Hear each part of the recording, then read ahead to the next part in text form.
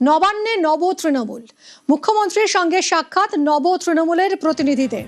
অরূপ রায়, ঋতব্রত, জাভেদ, সন্দীপন, আখরুজ্জামান, বিপ্লব চক্রবর্তী এরা আজ দেখা করলেন মুখ্যমন্ত্রী শুভেন্দু অধিকারীর সঙ্গে। কথা বলবো সোমরাজ আমাদের প্রতিনিধির সঙ্গে। সোমরাজ, কেন এই সাক্ষাৎ, কি নিয়ে কথা হলো?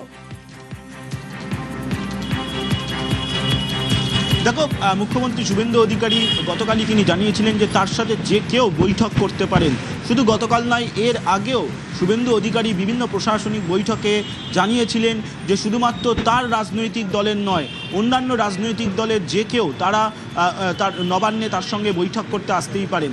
অন্যদিকে নব তৃণমূলের বিধায়করা তারাও চাইছিলেন মুখ্যমন্ত্রী শুভেন্দু অধিকারীর সঙ্গে সাক্ষাৎ করতে।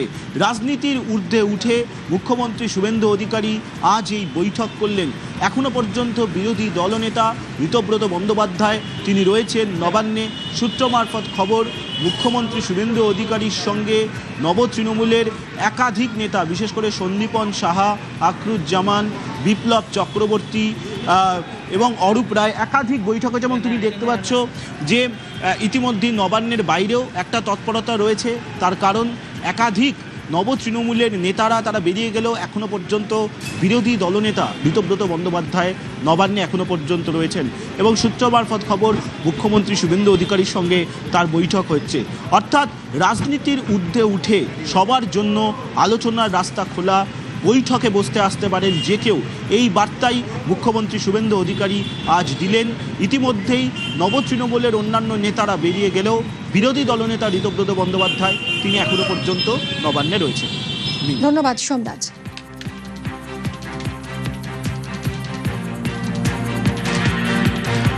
নবান্নে নব তৃণমূল, মুখ্যমন্ত্রীর সঙ্গে সাক্ষাৎ নব তৃণমূলের। নবান্নে আসেন অরূপ রায়, ঋতব্রত, জাভেদ, সন্দীপন।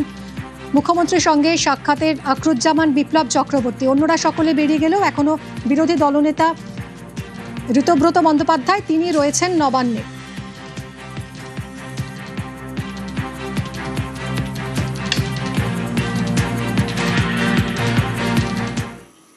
তৃণমূলে গৃহযুদ্ধ, মমতা তৃণমূল ভার্সাস নব তৃণমূল। নব তৃণমূলকে বার্তা মমতার। মমতা বন্দ্যোপাধ্যায় নব তৃণমূলকে বার্তা তার, কি বললেন শুনবো।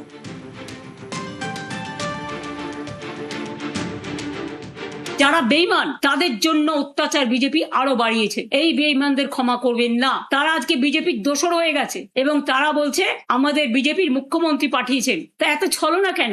হয় তৃণমূল করুন আমাদের সাথে, আর তা না হলে বিজেপির কোলে গিয়ে মনে রাখবেন যতই দুলুন ওটা নিষ্ঠুর, ওটা পৈশাচিক, ওটা নিজের পরিবার আর সম্পত্তি বাঁচাবার জন্য অমানবিক, দানবিক। এখনো সময় আছে। বিজেপির কোলে আশ্রয় না নিয়ে নিজের ঘরে ফিরে একবার পরিবারকে প্রশ্ন করুন, একবার মানুষকে প্রশ্ন করুন। এবং যে কর্মীরা মার খেয়েছে মনে রাখবেন এরা আপনাদের জন্য একদিন রক্ত দিয়েছে।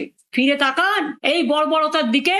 বেঈমানদের কথায় বেঈমানি করবেন না। সরাসরি বিজেপি করুন, আর তা নাহলে সরাসরি তৃণমূল করুন। মাঝ রাস্তায় থাকবেন না। মাঝ গঙ্গায় গেলে এপারও যাবে ওপারও যাবে।